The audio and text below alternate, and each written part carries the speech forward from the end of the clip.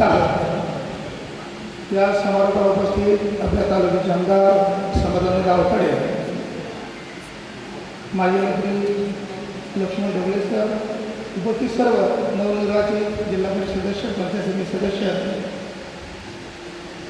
Bhagat sir, उपस्थित सर्व बसव बांधव भगिनी, खरं तर आजची बैठक बसवेश्वर कोण होते, त्यांनी काय केलं हे सगळ्यालाच माहिती आहे। म्हणजे ते इथनं सांगणं म्हणजे अतिशहाणपणा नाही, त्यांचं स्मारक झालं पाहिजे हा मुख्य उद्देश घेऊन आपण या बैठकीला आलो। मला 25 वर्षापूर्वीचे काही दिवस आठवतात। यात मागं या सभागृहामध्ये मनोहरपंत धोंडे यांनी असा कार्यक्रम घेतला होता। बहुतेक गौरव वगैरे त्यावेळेला सगळे हवनाळे वगैरे सगळे टीम त्यावेळेला होती। म्हणजे फार जुना हा संघर्ष आहे। तसा संघर्ष मला आज इथं दिसतो। त्याही काळामध्ये त्याच पद्धतीची मागणी होती, फक्त ते लोक गेले, आता तरुण पुढे आले।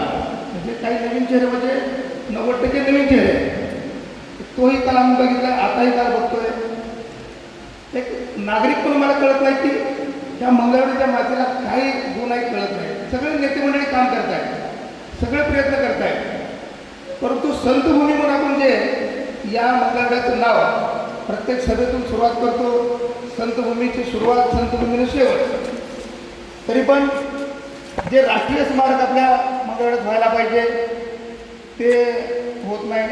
चोखमाळ्यासारखे समाधी 4x4च्याच एरियामध्ये राहते। पंढरपूरला आलेला प्रत्येक भाविक मंगळवाड्यात येतोय, आश्चर्यचकित होतोय। गोपनबाई आहे, कानोपत्र आहे, अनेक संतांची अशी लाईन आहे।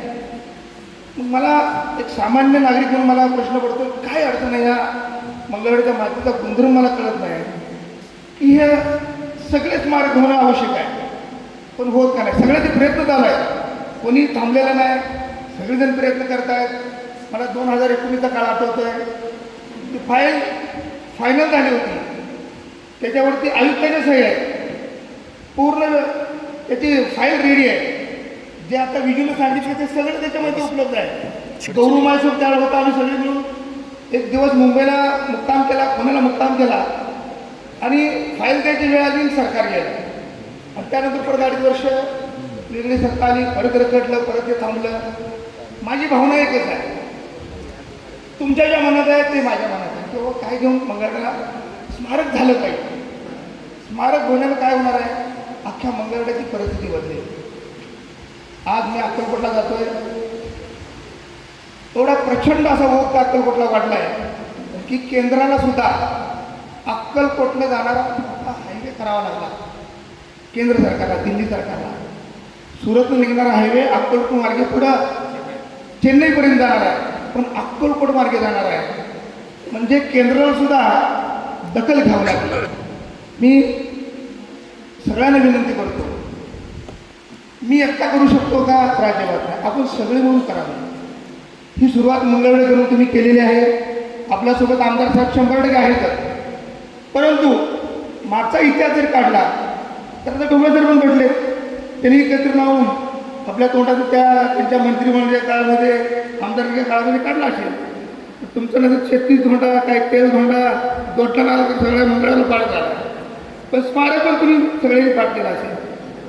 मी अशी भावना व्यक्त करतो की तुमची आमची सगळ्याचीच भावना एक आहे। जसं तुम्ही एक जनआंदोलन म्हणून आपण त्याला तुमच्या मनात तयार झालं, तुम्ही उभं केलं, हे कुणाच्या विरोधात नाही, कुणी आपल्या मनावर आपण घ्यायला नको ना। सरकारच्या विरोधात, मी भारतीय जनता पार्टीचे अध्यक्ष म्हणून सरकारच्या विरोधात आहे, राज्यवाद नाही। ही भावना माझी आहे, तुमची भावना जी आहे ती माझी भावना आहे। आपण सगळ्यांनी मिळून जिथं जिथं मदत लागेल त्या ठिकाणी आमदार साहेब स्वतः असतीलच, मीही पालकमंत्र्यांशी बोललो आहे, आमदार साहेबांशी त्यांचं बोलणं झालेलं आहे। 100% काय ना काय आमदार साहेब मार्ग सांगतील, स्मारक झालं पाहिजे याच्यासाठी सगळेजण आग्रही आहात, कोणीही मागं सरकणार नाही। तुमच्या सगळ्याच्या भावनेचा आदर करून आम्ही सगळी मंडळी तुमच्या सोबत आहोत अशी ग्वाही देऊन मी थांबतो। धन्यवाद।